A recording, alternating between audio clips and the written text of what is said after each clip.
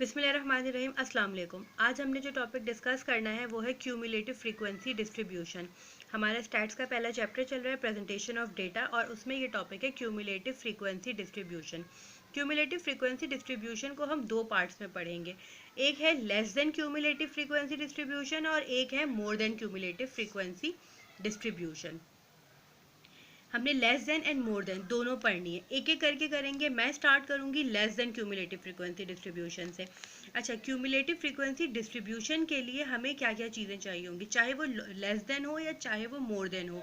हमें चाहिए होंगी क्लास बाउंड्रीज एंड फ्रीक्वेंसीज। हमारे पास क्वेश्चन में फ्रीक्वेंसीज तो मौजूद हैं, आप लोगों को नज़र आ रही है फ्रीक्वेंसीज मौजूद हैं, लेकिन हमारे पास क्लास बाउंड्रीज नहीं है, बल्कि क्लास बाउंड्रीज की जगह क्लास इंटरवल्स मौजूद हैं। तो सबसे पहले मैं क्लास बाउंड्रीज बना लूँगी और ये फ्रीक्वेंसीज हमारे पास मौजूद है। फिर आगे आप लोगों को बताऊंगी कि इस क्वेश्चन में हमने क्या करना है। क्लास बाउंड्रीज बनाना मैं प्रीवियस वीडियो में सिखा चुकी हूँ, आप लोग वहाँ से जाकर डिटेल में देख सकते हैं। जी, तो मैंने यहाँ पर ये सारी क्लास बाउंड्रीज अपनी बना ली हैं और फ्रीक्वेंसीज भी कॉपी कर ली हैं। अब हम जो सबसे पहले पढ़ रहे हैं लेस देन क्यूमुलेटिव फ्रीक्वेंसी पढ़ रहे हैं। लेस देन क्यूमुलेटिव फ्रीक्वेंसी के लिए हमें जो क्लास बाउंड्रीज यूज़ करनी होंगी वो होंगी अपर क्लास बाउंड्रीज। ठीक है, इस चीज़ को बहुत अच्छी तरीके से समझना है। लेस देन क्यूमुलेटिव फ्रीक्वेंसी बनाने के लिए हमें जो क्लास बाउंड्रीज चाहिए होंगी वो होंगी अपर क्लास बाउंड्रीज। यहाँ पर हम अपनी सारी अपर क्लास बाउंड्रीज लिख लेंगे।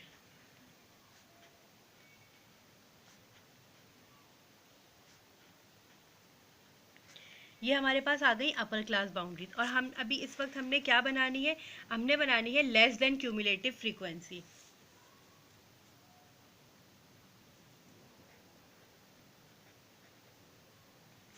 लेस देन CF या लेस देन क्यूमुलेटिव फ्रीक्वेंसी।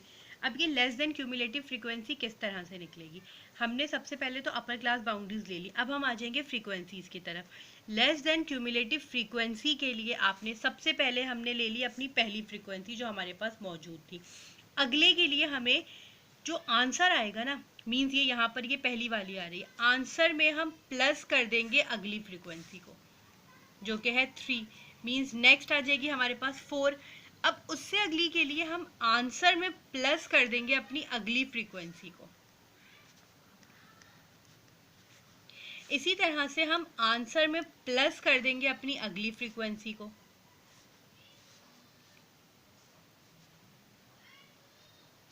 फिर हम आंसर में अपनी अगली फ्रीक्वेंसी को प्लस कर देंगे। तो हमारे पास ये सारी हमने निकाली cumulative less than cumulative frequency. इसका अच्छा, इसका टोटल क्या था फ्रीक्वेंसी इसका 20। एक चीज़ आप लोग गौर कीजिएगा, देखें इसमें हम जो लेस देन क्यूमुलेटिव फ्रीक्वेंसी हम निकाल रहे थे, इसमें हमने क्या किया, हमने पहली फ्रीक्वेंसी में अगली फ्रीक्वेंसी थी उसको प्लस किया, फिर जो आंसर आया उसमें हमने अगली फ्रीक्वेंसी को प्लस किया, इसी तरीके से हम करते गए। तो हमारे पास सारी लेस देन क्यूमुलेटिव फ्रीक्वेंसीज आ गई। अब आप लोग ये देखें, जो हमारे पास टोटल फ्रीक्वेंसी थी ना, मीन्स जो सम ऑफ फ्रीक्वेंसी था वो, और जो लास्ट वाली हमारी लेस देन CF आ रही है या लेस देन क्यूमुलेटिव फ्रीक्वेंसी आ रही है, दोनों सेम है। ठीक है, ये हो गया हमारा लेस देन क्यूमुलेटिव फ्रीक्वेंसी। अब बात कर लेते हैं मोर देन क्यूमुलेटिव फ्रीक्वेंसी की। मोर देन क्यूमुलेटिव फ्रीक्वेंसी के लिए हमने क्या करना होगा, सेम सबसे पहले तो हमें क्लास बाउंड्रीज और फ्रीक्वेंसीज तो हमें चाहिए। अब हम बात कर रहे हैं मोर देन की, तो मोर देन के लिए हमें लोअर क्लास बाउंड्री यूज़ करनी होगी। लोअर क्लास बाउंड्रीज हमारे पास क्या क्या है, लोअर क्लास बाउंड्रीज हमारे पास है 1.5, 5.5, 9.5, 13.5 एंड 17.5।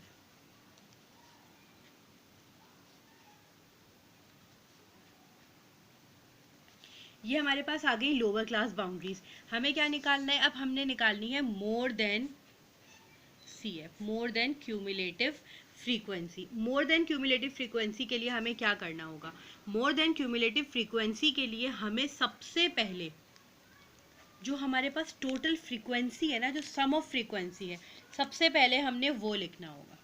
सबसे पहले हमारे पास सम ऑफ फ्रीक्वेंसी आ जाएगी, फिर हम उसमें से, अब जो हमारे पास सबसे पहले आ गई सम ऑफ फ्रीक्वेंसी, अब अगली फ्रीक्वेंसी के लिए हम क्या करेंगे, इस सम ऑफ फ्रीक्वेंसी में से माइनस करेंगे ये पहली वाली फ्रीक्वेंसी को, यानी कि 20 माइनस 1।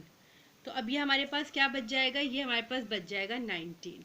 ठीक है, फिर उसके बाद हम क्या करेंगे, 19 में से माइनस कर देंगे 3, तो अब हमारे पास बच जाएगा 16। ठीक है, अब हम 16 में से माइनस कर देंगे 8, तो आ जाएगा 8। फिर 8 में से माइनस कर देंगे 6, तो ये हमारे पास आ जाएगा 2। ठीक है, ये हमने निकाली मोर देन क्यूमुलेटिव फ्रीक्वेंसी। अब मोर देन क्यूमुलेटिव फ्रीक्वेंसी में अगर आप देखें तो हमारे पास जो लास्ट आ रही है ना मोर देन CF, वो और जो हमारे पास लास्ट फ्रीक्वेंसी थी वो सेम आ रही है। ठीक है, ये हो गई मोर देन क्यूमुलेटिव फ्रीक्वेंसी। मैंने आप लोगों को less than and more than cumulative frequency दोनों आज की वीडियो में समझा दी हैं। इस वीडियो को दोबारा से देखिएगा, अच्छी तरीके से समझिएगा, प्रैक्टिस कीजिएगा क्वेश्चंस की। अगर कोई प्रॉब्लम हो, कोई चीज़ आपको नहीं समझ आई हो तो आप वो कमेंट्स में पूछ सकते हैं। आज की वीडियो में बस यही था, इस टॉपिक में बस यही 2 चीज़ें होती हैं, वो मैंने आप लोगों को समझा दी हैं। आपने इसकी ज़्यादा से ज़्यादा प्रैक्टिस करनी है। बस एक चीज़ मैं आप लोगों को और बता दूं, मुझे आप लोगों को समझाना था, इसलिए आप देख रहे होंगे मैंने दोनों जगह पर क्लास बाउंड्रीज एंड फ्रीक्वेंसीज लिखी हैं। आप अपने पेपर में इस तरह नहीं कीजिएगा, अपना टाइम वेस्ट मत कीजिएगा, क्योंकि आपके पास या तो दोनों मांगेंगे आपसे या कोई एक मांगेंगे। तो आपने बस क्लास बाउंड्रीज एंड फ्रीक्वेंसीज एक दफ़ा ऊपर लिख लेनी है, फिर उसके बाद अपनी upper class and lower class boundaries आप उसके बाद फिर आप अपनी less than and more than cumulative frequency निकाल सकते हैं। आज की वीडियो में बस इतना ही था। आई होप आपको अच्छी लगी होगी वीडियो, समझ आ गया होगा अच्छी तरीके से। वीडियो को लाइक कर दीजिएगा, आगे अपने फ्रेंड्स के साथ शेयर कर दीजिएगा, चैनल को सब्सक्राइब कर दीजिएगा और बेल आइकन प्रेस कर दीजिएगा। अल्लाह हाफिज़।